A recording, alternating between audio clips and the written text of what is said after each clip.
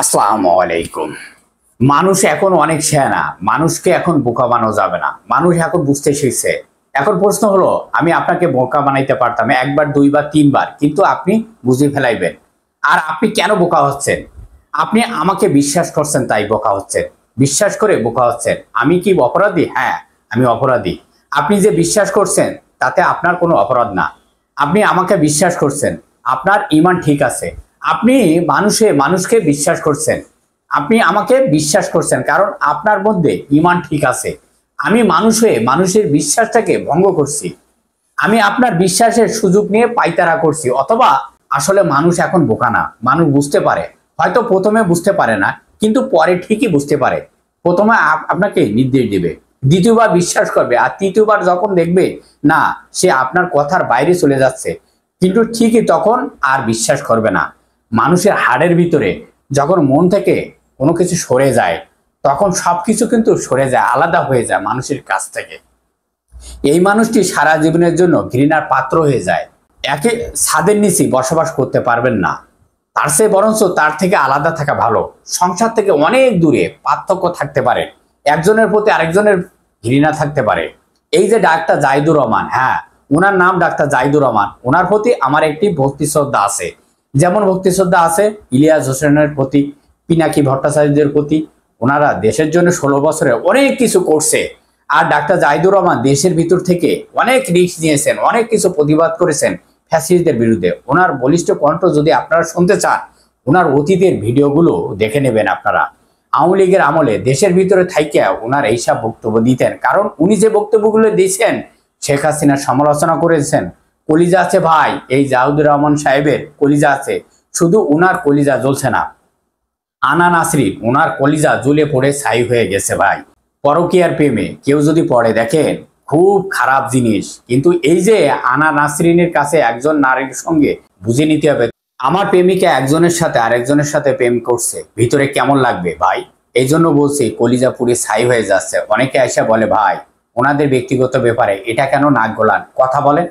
আমি নিজেই বলছি কারোর ব্যক্তিগত ব্যাপারে নাক গলানো উচিত নয়। যেটা ব্যক্তিগত সেটা তো ব্যক্তিগত থাকবে, কিন্তু কোনো ব্যক্তিগত যদি সোশ্যাল মিডিয়াতে এসে প্রচার করে, ঘরের খবর বাইর হয়ে যায়, তখন কিন্তু ওটা আর ব্যক্তিগত থাকে না। এটা নিয়ে কথা বলা যায়। জাহিদুর রহমান সাহেবের সংসারের সাথে জড়িয়ে গেল ইলিয়াস হোসেন সাহেবের, ওনাকে জড়িয়ে ফেলছে। এই আনা নাসরিন একটা মামলা করতে গেছে, কতটা দুঃখজনক দেখেন। এই জাহিদুর রহমান সাহেব, ইলিয়াস হোসেন, পিনাকি ভট্টাচার্য, এনারা একটি নতুন দেশের জন্য কি লড়াই করছে না। 16 বছর দেখছে না কত কিছু বদলে গেল। ইলিয়াস হোসেনের নামে মামলা করতে গেল, আনা নাসরিন মামলা করছে, এরকম একটি ঘটনা।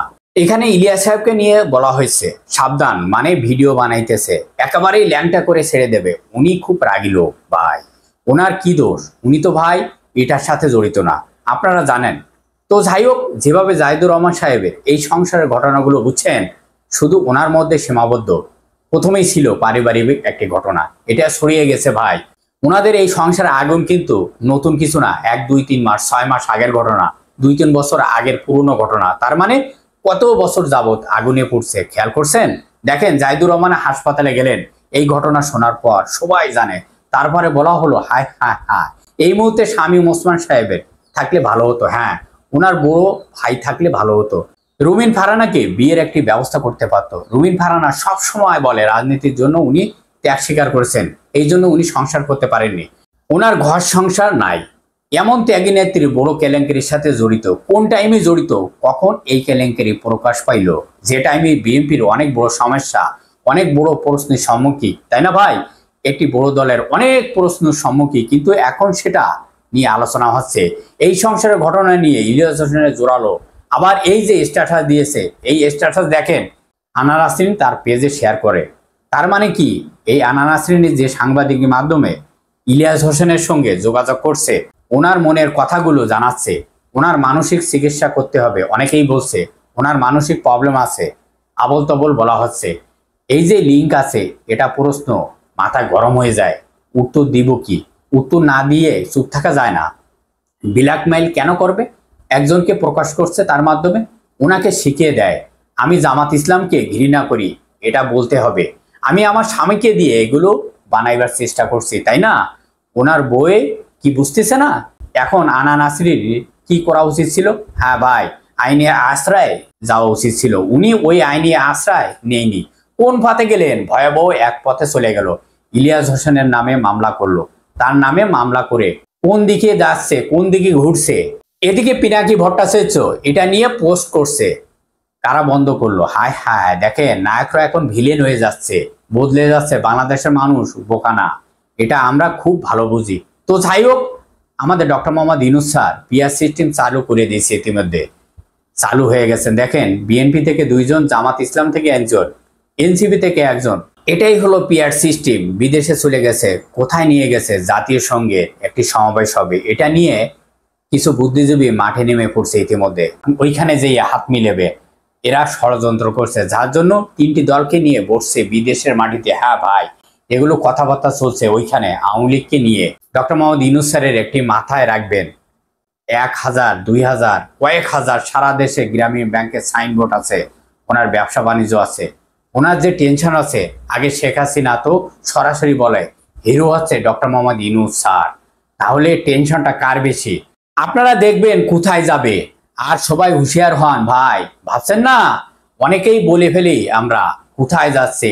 এই সেনাবাহিনী ক্ষমতায় নিয়ে নেবে, মিলিটারি ক্ষমতায় নিয়ে আসবে, সেনাবাহিনী ক্ষমতায় নিয়ে যাবে। এই সব আপনারা মাথায় ঢুকাবেন না, মাথা থেকে ঝুড়ি ফেলাই দেন। আমাদের দেশে আর্মি ভাইরা, আমাদের দেশে পুলিশ ভাইরা, প্রশাসন ভাইরা এই দেশের এই ধরনের ঘটনা ঘটাবে না। কেন ভাই জানেন? এই ক্ষমতার লোভ কেন আপনার? এই কথাটা জিজ্ঞাসা করবেন না ভাই, অবশ্যই জিজ্ঞাসা করবেন। কারণ বিডিআর এর হত্যাকাণ্ডর কিছু শোনেন নাই? শেখ হাসিনার সামনে চিৎকার করেছিল কিছু আর্মি ভাই, আপনি কেন আর্মি পাঠাইলেন না? আপনার অডিও বার্তা পাইছেন, শুনছেন আপনারা। অবশ্যই মনে রাখবেন, আপনাদের বিবেকের ভিতরে প্রশ্ন করবেন। শামীম ওসমান ভাই নারায়ণগঞ্জে থাকলে হয়তো ওনাকে বলতাম, ভাই আপনার এই বোনটাকে বিয়ে দেন, তাড়াতাড়ি বিয়ের ব্যবস্থা করেন। আচ্ছা, বিএনপির মধ্যে তো ওনার ভক্ত আছে, ভাই ব্রাদার আছে, তাই না? আপনারা ওনার বিয়ের ব্যবস্থা করেন। কারণ এইভাবে ওনাকে ছেড়ে রাখলে আপনার দলের বিশাল বড় বদনাম হবে। যেমন বদনাম হয়ে গেছে আজকে জাহিদুল ইসলামের মতন একজন ব্যক্তির বদনাম হয়ে গেছে আনা নাসরিনকে নিয়ে, এবং বদনামের সাথে জড়িত করেছেন ইলিয়াস হোসেন পিনাকি সাহেবের। দেখেন এতগুলো সমস্যা ভিতরে কোন দিকে এগোচ্ছে, কোন দিকে ঘোরাচ্ছে, চিন্তা করেন। চিন্তা করেন কোথায় শুরু আর কোথায় শেষ। কিন্তু শেষটা জানেন? এই দেশের শেষটা আমরা জানি না, কিন্তু মাথায় রাখবেন অশুভ হবে না। এই যে 3 দল থেকে 3 জনকে নিয়ে গেছে, কোনো ষড়যন্ত্র করার জন্য নয়, কোনো রকম কিছুই হবে না। এটা কি জানেন? 3 দলের নেতাদের নিয়ে গেছে, এই বাংলাদেশ থেকে নিয়ে গেছে। আবার ওই জায়গার থেকে, ওখান থেকে আরেক নেতা আসবে, তিনি কে? তারেক রহমান সাহেব। সেখানে তারেক রহমান সাহেবের কথা হবে, বিদেশ থেকে সে আসতেছে, ওনার কানের কাছে বলবে কথাগুলো। আর সবার কথা, শেষ কথাটা কি জানেন? সবাই এক জায়গায়, এই জুলাই সনদপত্র হবে, পিআর সিস্টেম মেনে নিয়ে সবাইকে এক কাতারে, এক দাবিতে এক জায়গায় আসতে হবে। তাহলে সবাই ইজ্জত রক্ষা হবে। আর তা না হলে সব শেষ। এই যে আমরা আমজনতা, এখানে মাননীয় সংসদ, আমাদের যে আমজনতার কাছে ভোট চাইতে হবে। আমরা কি চাই? সেই পথের দিকে যেতে হবে, আর এই পথেই যাবে। সবাই ভালো থাকবেন। আল্লাহ হাফেজ।